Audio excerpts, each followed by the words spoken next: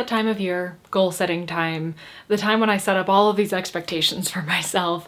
And every year I feel like I try to be a little bit kinder to myself, a little bit more realistic, while still trying to push myself in some capacity. Hi, my name is Sarah Freshly and welcome back to Freshly Read Books. So I don't think that I actually did a goals video last year. Did I? Oh God, maybe I did, and I should be like looking at that and seeing if I met those. I'm not mentally ready for that. I did have some vague goals. I know for sure that like I wanted to do TBR Spin, obviously. I did not read very many of those books, which is why it is entirely redesigned this year in the hopes that it'll actually get me reading. Oh God. You good, Klaus? Just entirely ran into my light. Apparently Klaus is my little video buddy now. Although he's probably more of a distraction than a help.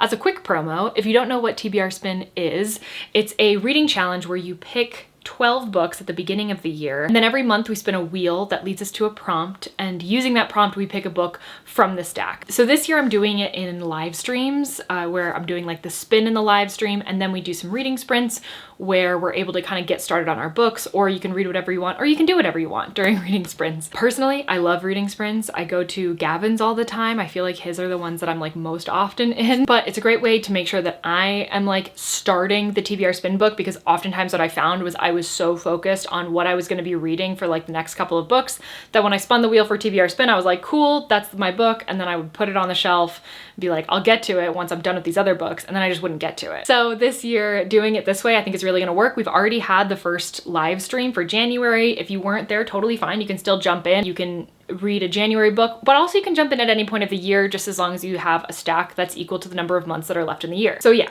that was a goal from last year. Didn't do super well. Doing it again this year.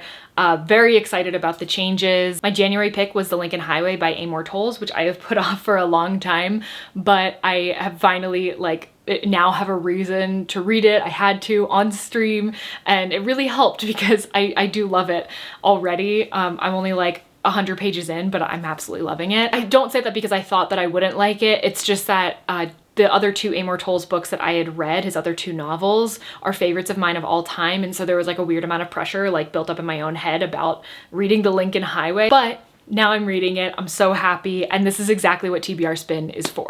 Then next up, we have the Big Book Reading Challenge, which I think I'm gonna make its own video on, and also talk about the books that I'm gonna read for that challenge next year. This is something that I've participated in every year that Karina from Time for Reading has done it. She's a bookstagrammer, but also she has like amazing nature shots. So definitely check out her Instagram, even if you're not doing the Big Book Reading Challenge. I don't feel like I did that. Like I do think I read a lot of big books, but I don't know if I read ones that would match the prompts. I feel like goals this year, I just kind of like threw them all out the window when I moved.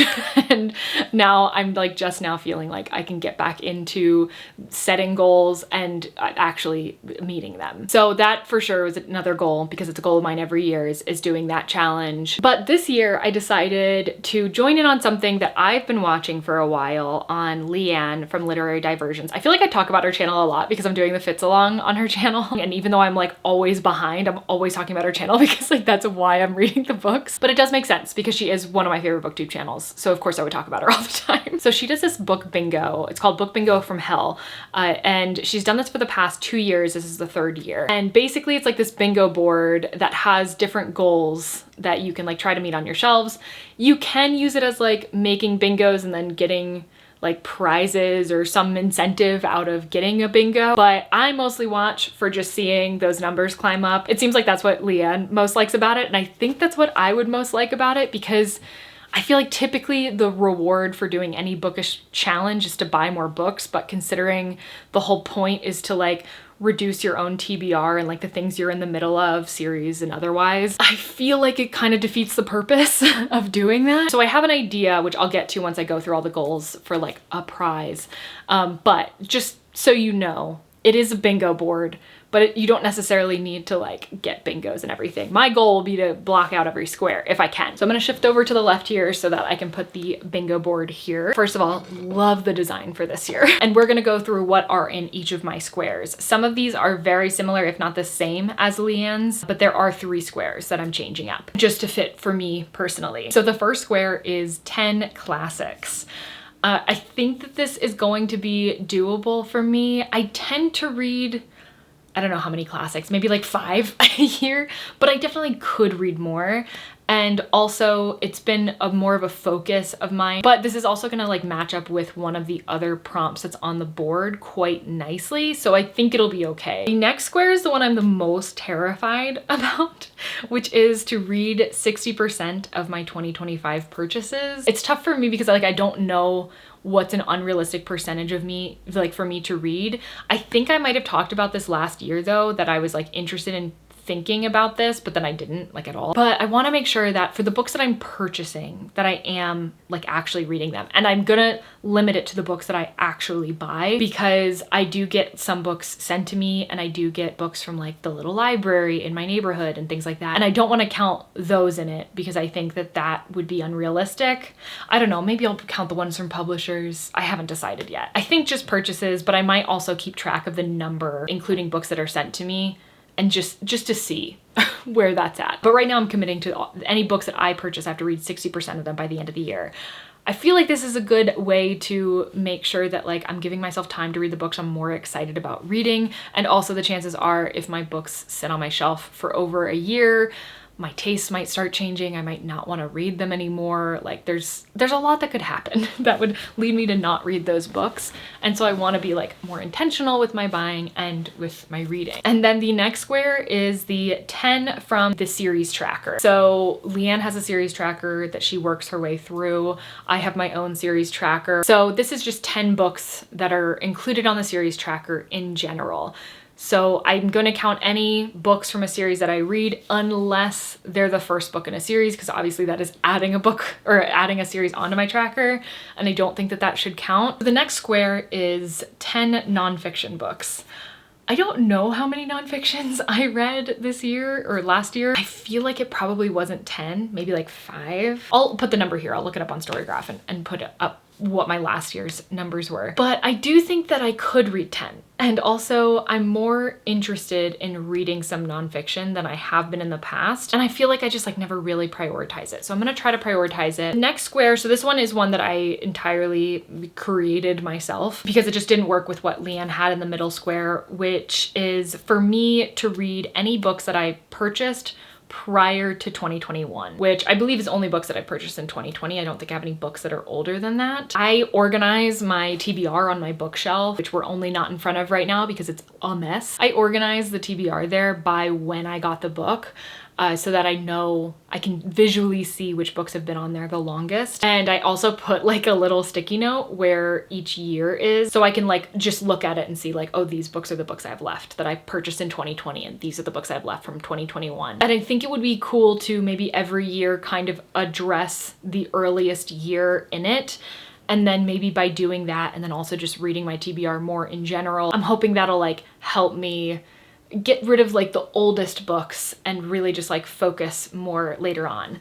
I picked a lot of these books specifically for TBR Spin. My focus with TBR Spin was my books that I've owned the longest. So I just kind of picked from the back portion of my TBR, with the exception of one book, which I just recently purchased. So I had like one like fun, exciting one on there. But yeah, I think I can do it. This also works for classics. It'll help me with that square because quite a few of these are classics. And then also a few of these are nonfiction that I've been putting off. So it'll also help with that. Then my next square is 10 book club books. I feel like this last year I kind of fell out of doing like book club reading. I read like maybe one book from the book club that I had in Florida, and then I have a new book club now here in Colorado, and I've read a couple of the books for that. But I often find myself just not prioritizing those books. And I feel like that's a good way that I find and discover new books that I wouldn't have otherwise read. And so I really want to do more of that. And then also I wouldn't mind, like, it doesn't necessarily have to be my in-person book club, but it could be like YouTube book clubs. For a while I was doing the Literally Dead book club that Kayla from Books and Lala runs. And it was at the beginning. It was before I even had a booktube channel. I was a part of that and I was reading the books from it. And I really enjoyed that because I don't often, I feel like, make time for like thrillers for myself, even though I really enjoy thrillers. And they're really fun to talk about with other people. So I wouldn't mind like getting back to that and trying out like some of the books that they read, depending on, you know, how interested I am in them and everything. And basically give myself the freedom to do that without feeling like I have to read everyone from the book club. But instead it can be just like the ones I'm most interested in and then adding that to my TBR. I think it'll be fun to focus on that and maybe give myself more of a community around reading. And then the next square I have is to finish 5 series. So this one kind of goes hand in hand with the series tracker, except this is like actually finishing the series. I think 5 might be undershooting for me because I'm pretty close to the end of quite a few series, but also I'm worried that I'm misjudging how easily I can get through series. So originally I was gonna do like 10, and then I was like, okay, that's probably too much. So 5 it is. The next one is 10 big books. So this kind of goes in with the big book reading challenge, except that these can be like any 10 big books. For me, a big book classifies as being over 500 pages. I think I should pretty easily meet this goal. I briefly considered making it 15. I think that I read a lot of larger books right now. A large part of that is just because I've been reading more from series, like the Expanse series. I've been reading the books in the Realm of the Elderling universe. All of those are over 500 pages, or most of them, I should say. But I also want to feel like that's adding to my reading or like adding to my goals. So I thought that that would be a good one for me. And then the very last square is 10 books from favorite authors. This might sound a little bit silly to have on here. Like, I feel like it typically makes more sense to make a goal to be around like finding new authors, but I actually find that I don't really struggle with that all that much. But what I do struggle with, like I was talking about with the Lincoln Highway, is that when I do love an author, I get really nervous to read other books by them, or I just don't prioritize it, especially when it comes to new releases. So I would like to change that. I think it might be kind of loose what I consider to be a favorite author, but really it'll be like any author that I've read from before and like absolutely loved their stuff and like really wanted to read more from that author and talked a lot about how I wanted to read more from that author, but then just like maybe never did. But I feel like those are like individual conversations for like when those things happen, when I'm doing wrap-ups for this project. Which brings me to my next point. I think that I'm gonna try to do monthly wrap-ups this year, which I have not done in quite some time. But I think it'd be fun to talk about the books that I've read and also talk about my book bingo board and see how well I'm doing and where my progress is as far as my goals go. I love seeing that from other people. So I think it would be fun to do it myself and then also keep me accountable and actually looking at my goals while I'm moving through the year. Oh, and I did say that I would talk about what I would do if I got like a bingo on it. I think I've decided on some form of like Bookish merch or some like gift to myself that's like book related, but not like a new book. Because I don't want this to be like encouraging me to buy new books, especially since that would defeat the purpose of the middle top square, obviously. But I do like the idea of getting like Bookish merch, and I feel like I never really let myself do that. Like that feels like a real treat. And so I think that that's gonna be the prize to myself if I get a bingo or several bingos. And then that'll be fun to like show and talk about what I decide to get. But anyways, that's my goals list for as far as reading goes for this year. I also have a few more goals that I'm keeping to myself for the time being. And then a YouTube related goal, if you want to help with it, is to reach 10,000 subscribers by the end of 2025. I think it's achievable and it would be really awesome to like hit that milestone, to add that extra digit to like the full number. Just seems really exciting to me. So if you would like to help me on that and you haven't done so already, please do consider subscribing. And if you're already subscribed, you could like the video, I guess. That does something, I'm pretty sure.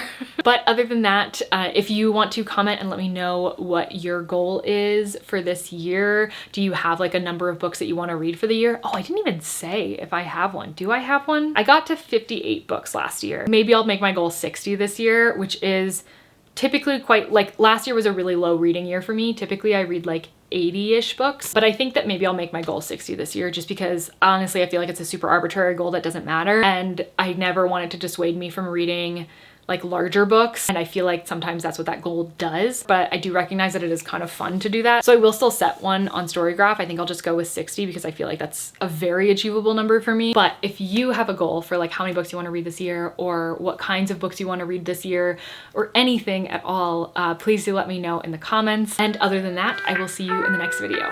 Bye.